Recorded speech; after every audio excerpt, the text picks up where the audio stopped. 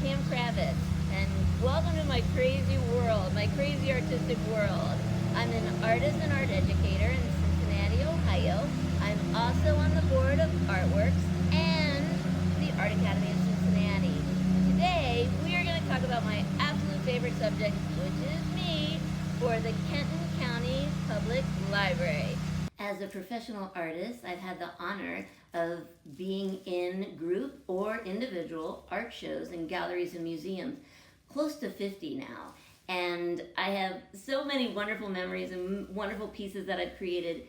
But I think a couple of my most memorable are Blink. From Blink the second year, I did a interactive installation, site-specific. So that kind of means that I recreated a space that already existed into something specifically for that.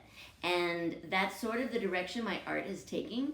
The piece was called Dazzle Doodle's House of Fun, and it was in an alleyway in downtown Cincinnati. I worked with a team of artists, lots of friends, my husband.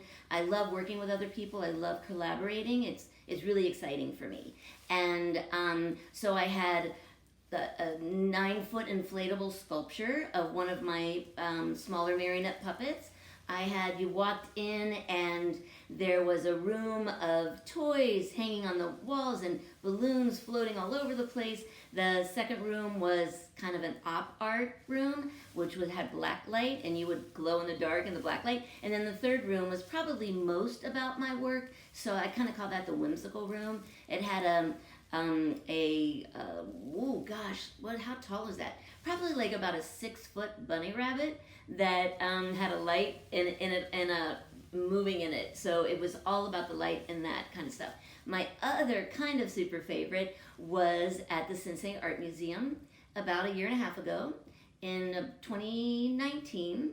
And I guess it wasn't quite a year and a half ago, but it's about. Okay, so that piece was in the Rec Center, which is the Rosenthal Education Center, and it was called Ace Ramon, Mr. Doodleboy, the Peanut, and Me.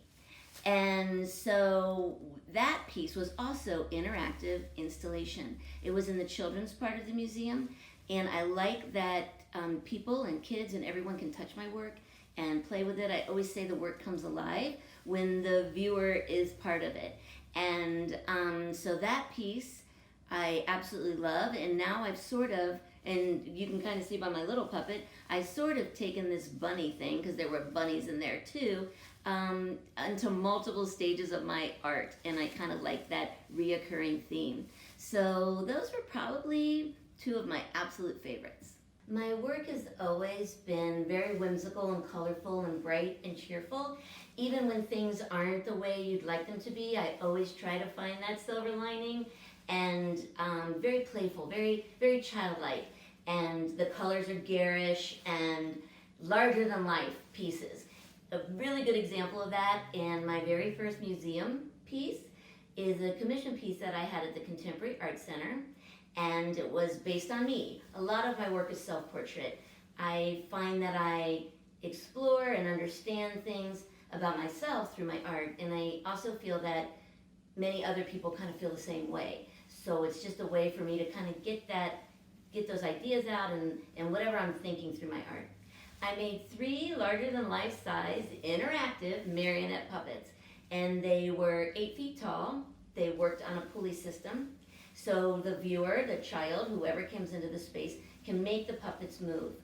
And it told the story of me as a kid, that when I was really little, I was very shy, and I had dreams that I would bring Batman to my kindergarten show and tell. And I thought everybody would really like me and I'd be super popular if I brought Batman. So I had this superhero thing, and I still do. I love that genre. So I made a huge superhero puppet. Then I always wanted to be a beauty queen. I was never the pretty girl. My family, my sisters, they're all gorgeous, and my mom, and I was just always like the little one that wore jean overalls everywhere. And so I kind of had a fascination with people being beauty queens, even like the Honeybee Festival queen or the Strawberry Festival queen. So there was a piece that was the beauty queen. And the third piece was called the Peanut. And it was also 8 feet tall, interactive, and that was me. The puppet that was the peanut was actually me. I went through this thing when I was young that I always wanted to be something else, and what I was wasn't good enough, or I wasn't pretty enough, or I wasn't a superhero enough. And my nickname was the Peanut when I was little, and I absolutely hated it. So I realized as growing up and going through all these things, the uniqueness that I am, the personality that I am, the love that I have, and the love that I share, and all of those things make me kind of great. And the Peanut is kind of great. So it's this idea for children to understand that even though sometimes things aren't the way we want them, or we're not doing something this way, or we're not pretty enough, or we are not a good enough dancer, or whatever, when you find your space and you see that you, as who you are, as a unique, wonderful creature you are, is pretty great. And the work celebrates that. And that was, I think it was up at the Contemporary Art Center for 3 years. That was my first installation with the CAC. I had another one, maybe 5 years ago too. So that's pretty great. Okay, what can possibly be better than art and food? I cannot think of anything. And that's why I've been part of the Carnegie Art Center in Covington, Kentucky for years, and doing the Art of Food. Their fundraiser marries chefs with artists and the food themes, and it is an explosion of color and joy and flavor. I love it. So I started out as an individual artist, just making a piece of art on my own for the event. And that grew into working with a group of 10 or 12 artists, and we call ourselves the Polyester Spy Club, because you know I love to work with a group of people. I love collaborating. And we create these larger-than-life, ridiculous themed fundraisers that are super tasty. One year we did Alice in Wonderland, and we had this big, like, 20-foot table across the gallery, and each artist made a different caricature or a character from the Alice in Wonderland story. And then there was a tea party, and there was music, and Jake Speed and the Freddies played, and there was amazing food all around. Another year we did a cooking show about me. I like to kind of make fun of myself. I'm a terrible cook. I don't enjoy it at all. I wish I did. So we did this really silly, almost Pee Wee Herman-ish kind of TV show that was all about Pam's cooking show. And I was the chef. And I tell you what, it's kind of Amy Sedaris. And if you don't know Amy Sedaris, look her up because you will love her. So I had Jean Robert came, and he was dressed like a lobster, and he cooked a lobster bisque just for fun. It wasn't really there. And we had so many different things going on, and so joyful. And so I love being able to, to fundraise and help, but then also to celebrate my friends and the art that we make together, and the community and the fun we create together. So the Art of Food in Covington, Kentucky. I haven't done it in a couple years, and I know they changed their format. You should totally look into it because it's got to be great. It's the Carnegie Art Center, and it's art and it's food. It's got to be amazing. I am part of a very secretive group of artists called the Cincinnati Bombshells, and we are yarn bombers. What is a yarn bomber? Okay, so it is sort of like graffiti art, only a little softer. We knit and crochet pieces of art and then put them on objects that already exist. For example, trees or sculptures that we have permission to do. And this started about 10 years ago. I was giving a talk at the Weavers Guild, and I said to a friend of mine there, and I said, have you heard of yarn bombing? She said, yeah. And I said, if I do it, will you do it with me? She said, oh yeah. And I asked another friend, and I said, if I do this, will you do it with me? She said, yes. So that all turned to 12 amazing women that create this works of art. And actually, we're gonna have a piece at Pyramid Hill in November. So that'll be kind of fun to see. So what we do is we either do it kind of in a row, you know, like when no one knows, or sometimes we're invited to create spaces. We've done it at the Cincinnati Art Museum, Chicago, Dayton, the Contemporary Art Center. And so what we do is we sit down as a collective, and we all have a moniker. I'm Pinky Shears, and so we dress up. We dress like kind of like bombshells, but our own interpretation of them, a very feminist, very female forward-thinking bombshell, and that's how we go out and do the installation. We create the pieces of art ahead of time, so it's knitting and crocheting ahead of time, and then we go and install them on site. I have had the absolute honor of contributing to our community on a much bigger scale and doing a lot of philanthropy work. I help organizations from the Human Rights Campaign, HRC of Cincinnati, to Artworks, and they're the ones that do all those amazing murals downtown, and also Visionary and Voices. I've emceed their events and their fundraisers, and I use my art and I use my ability to connect with people and to celebrate an event, to celebrate a time, whatever, and I do that because I love it, and I love people, and I love being able to support organizations and people. I've done work for Children's Hospital, for the Ronald McDonald House, for Christ Hospital. I've donated work.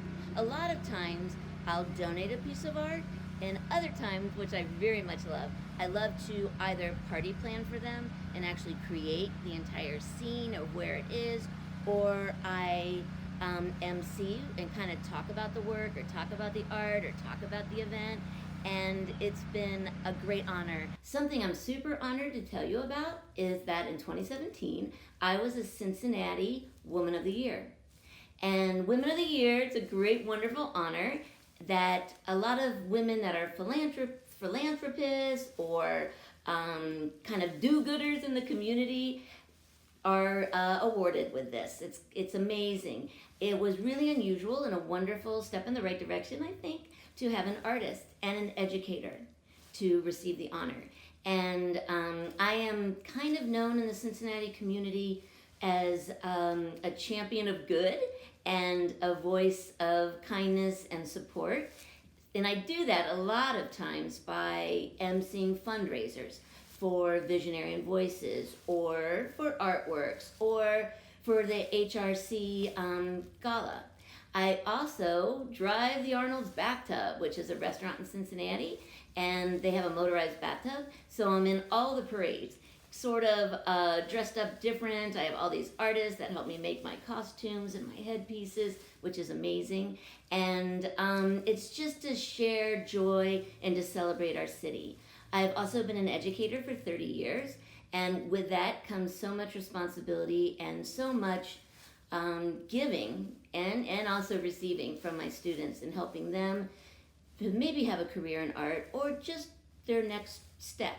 And so, yeah, the Cincinnati Woman of the Year Award, I think, kind of put all of that together and saw that I had given a lot to our city that gives me a lot back, and I received the award. I have a couple really fun things I want to share with you.